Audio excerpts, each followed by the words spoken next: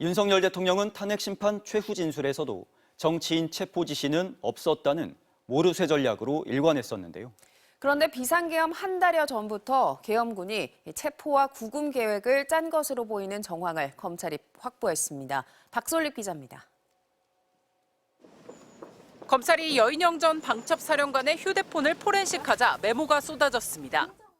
지난해 10월 27일 작성된 메모에 포고령이란 말이 등장합니다. 포고령 위반 최우선 검거 및 압수수색, 휴대폰 사무실 자택 주소 확인, 행정망 경찰청 건강보험 등 석 줄짜리 메모입니다.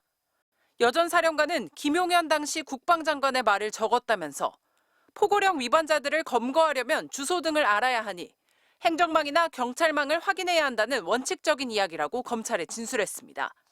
작년 10월 27일이면 포고령이 선포되기 전인데 무슨 내용인지도 모르면서 위반자를 검거할 방법을 써뒀다는 건 설득력이 떨어집니다. 지난해 11월 9일 메모에는 이재명, 조국, 한동훈, 우원식 등 14명 명단도 나옵니다. 여 전 사령관은 김 전 장관이 자주 인물평을 해온 사람들 명단을 적어둔 거지 다른 의미는 없다는 취지로 답했습니다. 하지만 이름을 보면 계엄 당시 체포 명단과 대부분 겹칩니다. 조지호 경찰청장도, 홍장원 전 국정원 1차장도 이재명, 조국, 한동훈, 우원식 이름을 여 전 사령관으로부터 들었다고 검찰에 진술했습니다.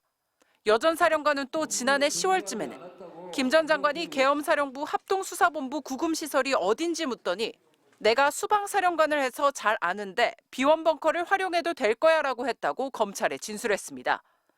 윤석열 대통령과 김용현, 여인영 모두 정치인 체포를 부인하고 있지만 계엄 한 달여 전부터 체포와 구금 계획을 세운 정황을 검찰이 확보한 겁니다.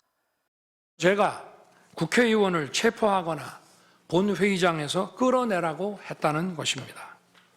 정말 터무니없는 얘기입니다. 방첩사는 실제로 움직였습니다.